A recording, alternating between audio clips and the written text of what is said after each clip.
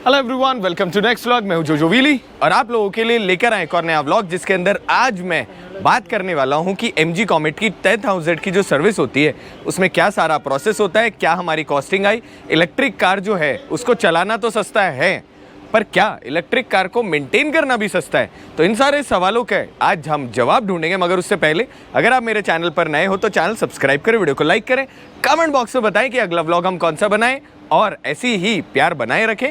और आप bell icon को दबा दें अगर आप ऐसा कोई कंटेंट मिस नहीं करना चाहते तो। इस वक्त मैं आया हूँ सीतापुरा के अंदर MG का जो सर्विस सेंटर है वहाँ पर, और अब हम जानते हैं कि कॉमेट का 10,000 किलोमीटर की जो सर्विस होती है उसका प्रोसेस क्या है। तो आइए वीडियो को शुरू करते हैं। सो दोस्तों, जैसे ही गाड़ी अंदर आई वैसे ही स्टीयरिंग के ऊपर एक प्रोटेक्टर लगा दिया और सीट के ऊपर भी प्रोटेक्टर लगा दिया ताकि वाइट इंटीरियर ख़राब ना हो। और हमारी जो गाड़ी है वो यहाँ पर बे के ऊपर लग गई है। अब स्पेशल बात यह है कि MG ने यहाँ पर ना डेडिकेटेड बे है इलेक्ट्रिकल जितनी भी कार्स है उनके लिए। और भैया ने क्या करा, पहले ही टायर खोल लिए, पर अब भैया को हम मिलवाते हैं। तो सबसे पहले मुक्का देना जरूरी है हमारे वीडियो में। अपने बारे में बताइए, सबसे पहले नाम बताओ। कैलाश चंद वर्मा। कैलाश जी, आप मुझे एक बात बताओ, आप स्पेशली इलेक्ट्रिक कार का ही काम कर रहे हो? जी सर। तो आप मुझे बताओ कि कॉमेट जो है, कॉमेट की फर्स्ट सर्विस जो होती है उसमें आप क्या क्या काम करते हो? फर्स्ट सर्विस में सर जनरल चेकअप होता है और VDS लगाया जाता है। उसमें कोई DTC होता है या उसके एरर होता है तो वो चेक किया जाता है। मतलब बेसिकली ऐसा है कि फर्स्ट सर्विस में आपने गाड़ी चेक कर ली जी, और उसके बाद में उसे एक बार DTC से चेक कर लो कि उसमें कोई एरर तो नहीं है। कोई एरर तो नहीं। चलो ठीक है। वो कितने किलोमीटर पे होती है? वो 1000 रुपये। 1000 पे होती है। तो गाइस आज इस वीडियो के थ्रू आपको बता देते हैं, उसका कोई पैसा वैसा नहीं लगता, फ्री हो जी। फिर सेकंड सर्विस हुई, उसके अंदर क्या हुआ सर? उसके अंदर भी जनरल चेकअप होगा सर। ओके। गाड़ी आते ही जनरल चेकअप होगा। जनरल चेकअप होने के बाद में उसमें AC फिल्टर क्लीन होगा। ओके। AC फिल्टर, और उसमें पीछे डिफरेंशियल ऑयल चेंज होता है। अच्छा, सेकंड सर्विस। अब वो कितने पर होती है? वो 5000 किलोमीटर। वो 5000 पे हो गई, पहली 1000 दूसरी 5000 जी। ठीक है। अब इसके अंदर सेकंड जो सर्विस होगी उसमें सिर्फ आपको माल का पैसा देना है जी, बाकी फ्री है वो जी। और अब आ चुके हैं हम थर्ड सर्विस के लिए। आगे की तरफ यहाँ पर एक कवर लगा हुआ है ताकि काम करते वक्त कोई भी टूल वगैरह उससे आपकी गाड़ी पे स्क्रैच ना हो। बहुत अच्छी चीज़ है।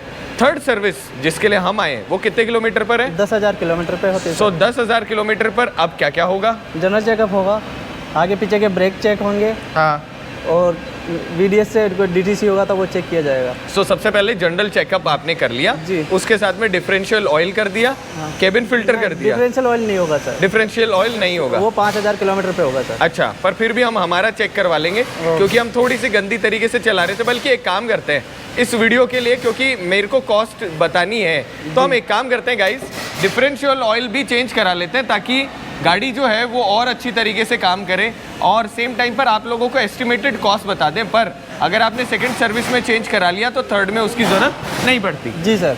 ठीक है। अब अगली चीज़ क्या है? अगली चीज़ सर ब्रेक और चेक कर लेंगे जी। अगर वो चेंज करने के होंगे तो चेंज, ठीक है। पर मैं कह रहा हूँ एक काम करते हैं, मेरी वाली जो गाड़ी उसमें मैं ब्रेकिंग कुछ ज़्यादा ही कर रहा था जी, तो ब्रेक भी अपन चेंज कर लेंगे और चेक कर लेंगे अगर कोई ख़राब है तो। ठीक है। सो गाइज आप सोचो, जब आप एक इलेक्ट्रिक कार ओनर हो तो यहाँ कोर्स कंप्लीट हो जाता है, इसके अलावा कोई भी चीज़ नहीं रहती। नहीं सर। सो गाइज इस वाले व्लॉग के अंदर हम प्रॉपरली जानेंगे कि गाड़ी के अंदर मोटर कहाँ आती है, गाड़ी को ऊपर उठा के दिखाएंगे, अंदर क्या सारी चीज़ें चेंज होती हैं, इन सारी चीज़ों के ऊपर बात करेंगे, जिसके लिए आप बने रहिएगा। अब देखिए यहाँ पर ना स्पेसिफिक बे है जो कि इलेक्ट्रिक कार के लिए, जिसके चारों तरफ यहाँ पर कवर लगा हुआ है। सेम टाइम जब आप यहाँ देखते हो तो एक चार्जर भी है, तो इनकेस अगर आप गाड़ी की बैटरी थोड़ी लो करके लाओ तो घर पर तो पहुंचाना जरूरी है ना। जी सर। यहाँ काम शुरू करते हैं। तो आइए शुरू करते हैं और स्टेप बाय स्टेप जानते हैं कॉमेट के अंदर सारी चीज़ें क्या चेंज होती है। और वीडियो के लास्ट तक बने रहिएगा क्योंकि उसकी कॉस्ट भी तो आप लोगों को बतानी है ताकि हम ये जान पाए कि कितनी सस्ती है MG कॉमेट ओन करना।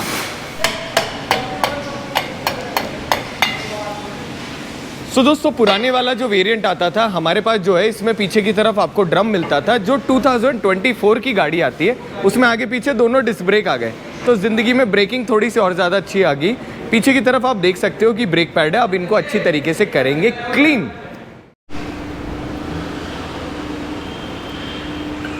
दोस्तों, पीछे के वाले जो ड्रम थे उनको तो हमने क्लीन कर दिया और आगे की तरफ डाल रहे हैं डिस्क पैड। आप देख सकते हैं कि जो हमारे पास डिस्क पैड थे वो हमने ख़त्म से कर लिए थे अप्रॉक्सीमेटली, और नए डिस्क पैड कुछ इस प्रकार के दिख रहे हैं। सो दोनों को ना साइड में पकड़ के मैं आपको अप्रॉक्सीमेटली दिखा देता हूँ कि हालांकि इसमें माल तो बहुत सारा आता है, पर क्योंकि हम शहर में चलते हैं और हमने बहुत सारे अलग अलग तरीके के इससे एक्सपीरियंस करें, तो ब्रेक पैड देखो आगे वाले ख़त्म होना तो प्रॉब्लम हो जाती है। अब आप देख सकते हो कि ओरिजिनल जो नए डिस्क पैड है, सबसे पहले ओरिजिनल ही डालने चाहिए, बाहर इन गाड़ियों को चेक नहीं करवाना चाहिए, क्योंकि जो इलेक्ट्रिक कार्स है इनमें टेक्नोलॉजी और बाकी सारी चीज़ें हर किसी को मालूम नहीं होता। भैया थोड़े से स्पेशलाइज्ड है, हर इंसान स्पेशलाइज नहीं होता। सो ये जो डिस्क पैड है अभी हम डालने वाले फ्रंट के अंदर, सो अच्छा आप लोगों को कॉस्ट भी पता चल जाएगी। ये डिस्क पैड में बिल्कुल लास्ट वाला माल बचा हुआ था। सो कैसे पता चलेगा आपको गाड़ी के अंदर डिस्क पैड की ज़रूरत है? जैसे ही आपकी गाड़ी के ब्रेक लगाने पर चूचू चूचू आवाज़ आने लग जाए, इट मीन्स आपको डिस्क पैड चेंज कराने की ज़रूरत है। कम ब्रेकिंग करोगे डिस्क पैड की लाइफ रहेगी, ज़्यादा ब्रेकिंग करोगे तो डिस्क पैड ख़त्म हो जाएंगे।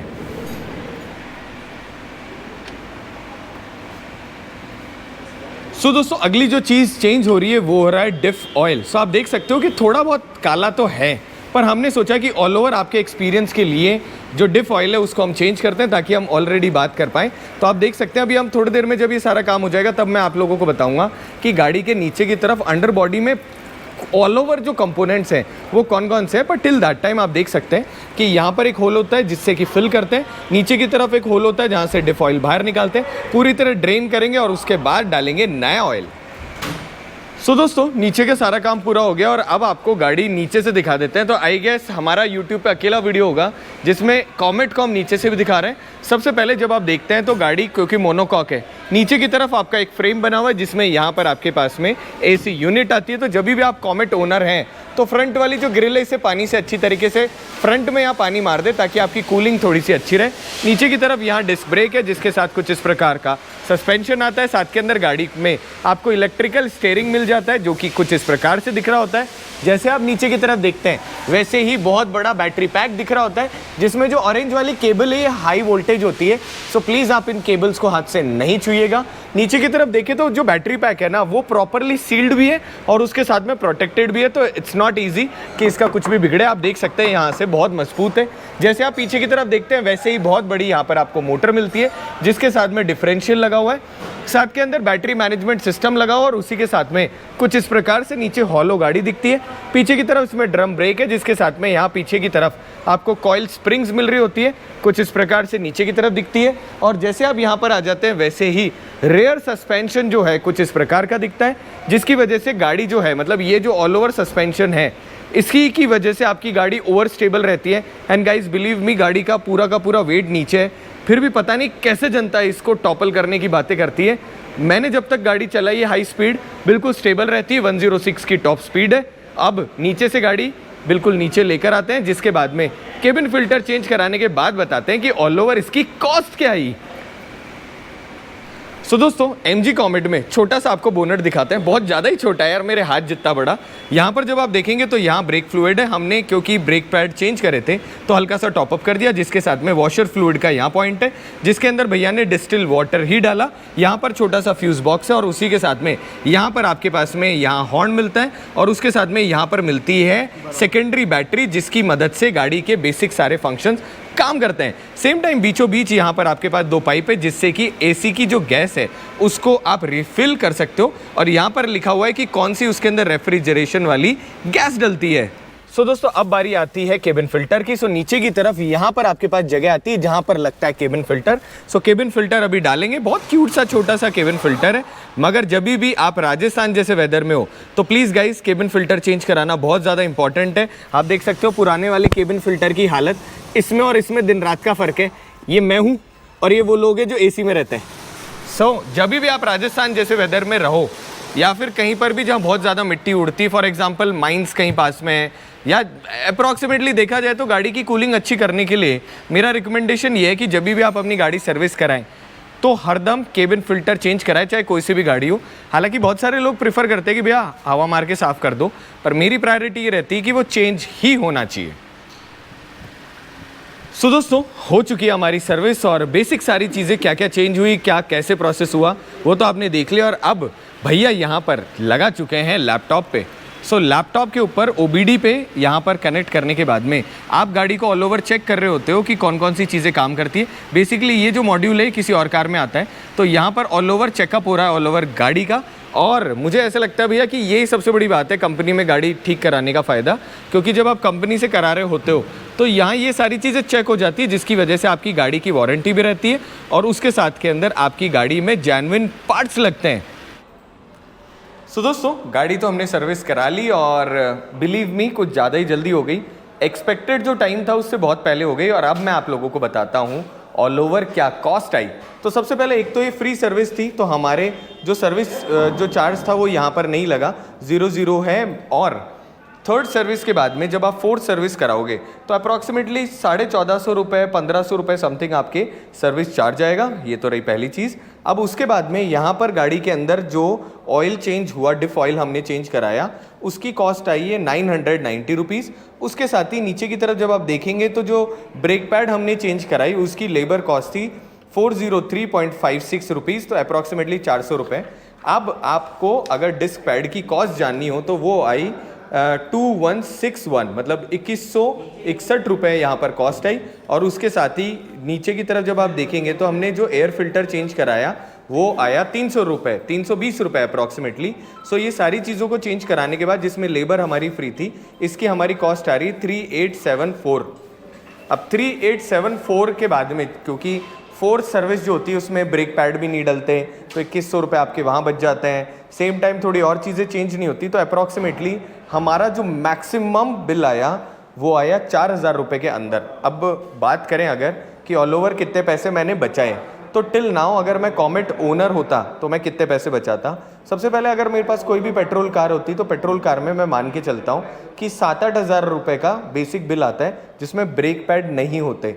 सो बेसिक अगर मैं बात करूँ तो 6000 साढ़े 6000 रुपये मान लेते हैं। 6500 रुपये के कंपेयर में यहाँ ब्रेक पैड डालने के बाद में भी कम से कम मैंने 2-2,500-3,000 रुपये तो यहाँ बचा लिए।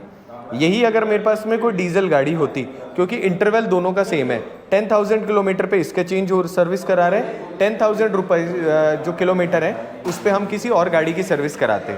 अगर मेरे पास डीजल होती, क्योंकि मेरे पास स्विफ्ट डीजल है, तो अप्रॉक्सीमेटली उसकी सर्विस कॉस्ट मेरी 9-10 हज़ार रुपये आ रही है। तो आप इमेजिन करो 9-10 हज़ार रुपये अगर आप सिर्फ शहर में कार चलाते हो, उसके कंपेयर में 4000 रुपये तो कुछ भी नहीं है। सेम टाइम अगर मैं ऑल ओवर रनिंग कॉस्ट की बात करूं तो अगर मेरे पास में कोई भी कार होती, जैसे मेरी गेटअवे का मैं एग्जांपल लेता हूं, तो गेटअवे का मेरा माइलेज आता है हर 1 किलोमीटर मेरे 10 रुपये का पड़ता है। तो 10,000 किलोमीटर पर 1 लाख रुपए का मेरे ऑल ओवर फ्यूल का खर्चा होता है। वहीं अगर मैं इसकी जगह स्विफ्ट की बात करता हूँ तो स्विफ्ट के अंदर मेरे आधे से थोड़ा सा ज़्यादा होता है। तो अगर मैं वहाँ पर भी एग्जाम्पल लूँ तो भी मेरे 30,000 रुपये का खर्चा होता, 30,000 से थोड़ा ज़्यादा ही होता, 35-40 तक भी हो जाता है उसके अंदर। मगर वहीं अगर मैं कॉमेट की बात करूँ तो इसके अंदर मैक्सिमम अगर मैं 1 रुपये भी 1 किलोमीटर मानकर चलता हूँ ना, तो भी मेरे 10,000 होता है। हालांकि आई नो कि मेरे 10,000 रुपये से भी कम कॉस्ट आई है, तो आप इमेजिन कर सकते हो कि मात्र 10,000 किलोमीटर चलाने पर आप अपना कितना पैसा बचा लेते हो। अब इसके अलावा आपको बोनस 2-3 चीज़ और मिलती है। पहली, एक तो आपकी गाड़ी की जो लाइफ होती है कि यहाँ डीजल अलाउड नहीं है या पेट्रोल अलाउड नहीं है, उस चीज़ से आपको मुक्ति मिल जाती है, क्योंकि आपकी इलेक्ट्रिक कार है तो वो बिल्कुल पॉल्यूशन फ्री है। दूसरा बहुत बड़ा फैक्टर होता है इंस्टेंट आपको टॉर्क मिलता है, और सालों तक जब आप अपनी गाड़ी काम में लेते हो या बहुत अच्छी इंटेंस गाड़ी चलाते हो तो गाड़ी में ना इंजन ऑयल उठाने जैसी प्रॉब्लम आती है, वाइब्रेशंस बहुत ज़्यादा आते हैं। इस केस में वो नहीं आते, तो वो आपके लिए बहुत बड़ा एडवांटेज होते हैं।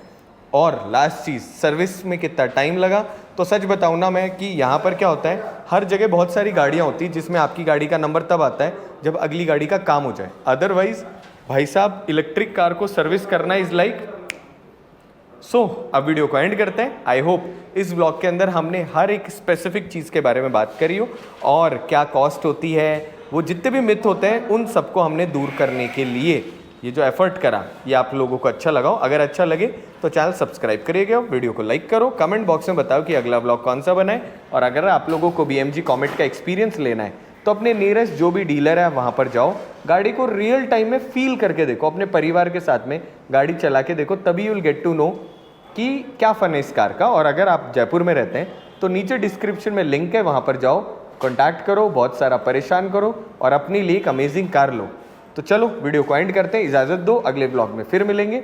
ये एफर्ट जो हमने करा ये आप लोगों के भी काम कर, हमें भी बहुत अच्छा लगा आप लोगों के लिए वीडियो बना के। ऐसा कोई कंटेंट मिस ना हो इसलिए बेल आइकन को दबा दें और मिलते हैं एक और नए ब्लॉग के साथ। तब तक स्टे हैप्पी, स्टे हेल्दी। मिलते हैं अगले वीडियो के साथ। अपनी सेफ्टी के लिए सीट बेल्ट लगाएं और हमारे साथ ऐसे ही फन करते रहें।